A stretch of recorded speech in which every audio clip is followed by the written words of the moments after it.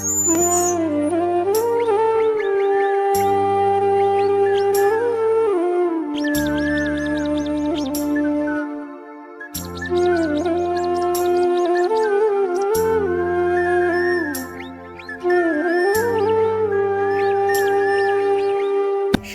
বন্ধুরা, আমি অঙ্কিতা, কুচবিহার জেলার এক ছোট্ট গ্রাম তলিগুড়ির থেকে। তো চলো আজকে একটা সুন্দর দিন তোমাদের সাথে শুরু করলাম। টিভি ছাড়ছো? ওই দেখো একা একা রিমোট নিয়ে একা একা টিভি ছাড়ছো। আমি কিন্তু বন্ধ করে দিছিলাম টিভিটা। কি পাকা না, আমি বন্ধ করছি। ও একা একা রিমোট নিয়ে একা একা টিভি ছাড়ছে। এত বড় হয়ে গেছে গুদুটা, এত বড় হয়ে গেছে। বড় হয়ে গেছো, বড় হয়ে গেছো তুমি। এই রাম, এই যে দাও দাও, মাম্মা দাও, মাম্মা দাও, মাম্মা দাও, সোনা সোনা। তো জানুকে তোমরা দেখলাই, ও এত পরিমাণে চালাক হয়ে আর বড় হয়ে গেছে, পাকা হয়ে গেছে আর কি। ও একা একা রিমোট নিয়ে টিভি ছাড়ে। আমরা মানে আমাদেরকে দেখে যে আমরা কীভাবে টিভি ছাড়ি, ঠিক সেভাবে টিভি ছাড়ে। তো যাই হোক, আমার ছেলেটা এখানে এসে আরও বেশি পাকা হয়ে গেছে। তো এদিকে হচ্ছে আমি বিছানা উঠিয়ে নিচ্ছি। আমার জন্য তো এত পরিমাণে কোমর ব্যথা যে আমি ঘুম থেকে উঠে ডিরেক্ট মানে কোনো কাজই করতে পারি না, মানে বেশিক্ষণ দাঁড়িয়েই থাকতে পারি না। ঘুম থেকে উঠে আগে আমাকে অনেকক্ষণ ধরে বসে থাকতে হয়, কোমরটাকে রেস্ট দিতে হয়, তারপরে আমি কাজবাজ শুরু করতে পারি। নাহলে ঘুম থেকে উঠেই যদি এগুলো করা শুরু করি বা হচ্ছে জানুকে কোলে নিয়ে, আমি না বেশিক্ষণ দাঁড়িয়ে থাকতেই পারি না। জানি না এই প্রবলেমটা কেন হচ্ছে। আমি ডক্টর দেখিয়েছি, তো ডক্টর আমাকে ক্যালসিয়ামের ওষুধ দিয়েছে 1 মাসের। তো দেখি খাই, মানে স্টার্ট করে দিয়েছে অলরেডি খাওয়া। খাই, তারপরে দেখি কি রেজাল্ট হয়। ডক্টর বলেছে যে আমার যেহেতু বডি ওয়েটটা বেশি, তো আমার বডিতে ক্যালসিয়ামের চাহিদাটাও অনেকটাই বেশি। তার জন্য আমাকে মেডিসিন খেয়েই থাকতে হবে আর কি। আর ক্যালসিয়ামের ওষুধ খাওয়া খুব একটা খারাপ না, ভালোই। আমাকে আয়রন, ভিটামিন, ক্যালসিয়ামের এগুলো ওষুধ কন্টিনিউ 1 মাসের আপাতত দিয়েছে। বলেছে যে এরপরে তোমার যখন আবার কোমর ব্যথা হবে, আবার তোমাকে ক্যালসিয়ামের ওষুধ খেতে হবে।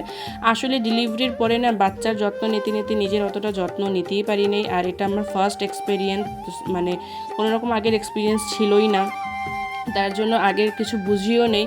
তো ডেলিভারির পরে আমি যে এগুলো ওষুধ খেতে হয় না, আয়রন, ভিটামিন, ক্যালসিয়াম, তখন এগুলো খাইনি। তার জন্যই হয়তো আমার কোমর ব্যথাটা এতটা বেশি।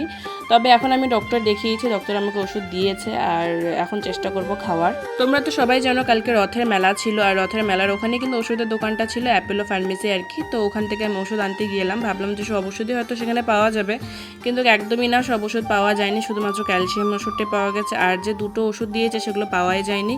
তো আপাতত আমি ক্যালসিয়াম ওষুধটা এনে কালকে রাত্রে একটা খেয়েও নিয়েছি, আর বাকি ওষুধগুলো আনতে যেতে হবে। তো চলো, অনেক কথাই তোমাদের সাথে শেয়ার করে দিলাম। ওদিকে আমার টুকটুক করে কাজগুলো হয়ে গেল। এবার হচ্ছে চা বানিয়েছে মা, তো চা বিস্কুট খাচ্ছি। আর জানুর বিস্কিট খুবই বেশি ভালো লাগে, মানে এরভাবে চা দিয়ে ভিজিয়ে ভিজিয়ে, আবার জল দিয়ে ভিজিয়ে দিলে কিন্তু সে খায় না, আমি আগেও ট্রাই করেছি। তো চা দিয়ে ওকে এভাবে ভিজিয়ে দিতে লাগে, ও কিন্তু বেশ 4-5টা বিস্কিট এভাবে খেয়ে নেয়। অন্য আর কোনোভাবেই খাবে না, সে শুকনো বিস্কুটও খাবে না, বা জল দিয়ে ভিজিয়ে দিলেও কিন্তু খাবে না। তোমরা তো জানো যে আমার ঘরে একটা ছোট বাচ্চা আছে, আর মানে তার সাথে সবাইকে কাউকে না কাউকে থাকতেই হয়। তো ব্যাকগ্রাউন্ডে কিছু আওয়াজ তোমরা শুনতে পারবে। এদিকে অনেকদিন ধরে জানুর এই কাপড়গুলো মেলা ছিল, আসলে বৃষ্টি হচ্ছিল তো এই কয়েকদিন, তো বারান্দায় মেলে দেওয়া হয়েছিল। তো এগুলো খুব সুন্দর করে শুকিয়ে গেছে, তাই আজকে ওর কাপড়গুলো উঠিয়ে নিলাম। উঠিয়ে নিয়ে এগুলোকে হচ্ছে সুন্দর করে ভাঁজ করে রেখে দেবো, নাহলে এত বড় বড় কাপড়ের মধ্যে, ওর তো ছোটো কাপড়গুলো না হারিয়ে যায়, তারপরে আর খুঁজে পাওয়া যায় না যখন পরাতে হয়। আর দিনে যে কতগুলো করে প্যান্ট লাগে সেটা হয়তো হিসাবেরই বাইরে। গেঞ্জি 4-5টা দিনে হইলে হয়ে যায়, কিন্তু প্যান্ট মনে হয় 10-12টারও বেশি লাগে। একটা প্যান্ট হচ্ছে 10 মিনিটও যায়, 10 মিনিট তো অনেক আমি বেশি বললাম, 5 মিনিটও যায়। আরও কিছু কাপড় ছিল, মানে ওরগুলোই আমি এখন নিচ্ছি, বাকিগুলো পরে ভাঁজ করব। ওর যেগুলো ছোটো ছোটো কাপড় কিছু সোফাতেও ছিল, সেগুলোও নিয়ে ভাঁজ করে রেখে দিচ্ছি। আর এখানে ভাঁজ করতে গিয়ে দেখি কটা প্যান্টে ইলাস্টিক হালকা হালকা ভিজে আছে, তো ওগুলোকে আবার রোদ্রে দিয়ে দিলাম, আর যেগুলো ভাঁজ করেছি সেগুলোকে ওর পার্টটাতে রেখে দিলাম। এভাবে না রাখলে ওর ড্রেসগুলো না একদম খুঁজেই পাওয়া যায় না। আর এদিকে দেখো, আমার ছেলেকে খাওয়াচ্ছে হচ্ছে মা সুজি, কিন্তু ও কিছুতেই খাবে না। ও ফ্রিজের যে নিচে ড্রয়ারটা থাকে না, সেই ড্রয়ারটা নিয়ে চলে এসেছে, আর এখন পায়ের মধ্যে ব্যথা পেয়ে এলো, দেখো কাঁদছে। আর আমাকে বলছে কোলে নিতে। আমি বলছি তুই কেন বদমাশি করছিস, গিয়ে সুজিটা খেয়ে নে, কিন্তু না, সে তার একদম খাওয়া দাওয়ার দিকে কোনো ন্যাতি নেই। সে ভাতও খাবে না, অন্য কিছুও খাবে না, কিছুই খেতে চায় না।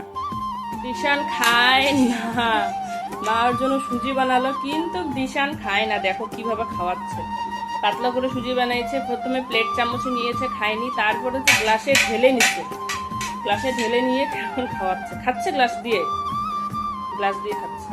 চিন্তা করো তাহলে, ও কিচ্ছু খাবে না, ভাত খাবে না, সুজি খাবে না, কিচ্ছু খাবে না।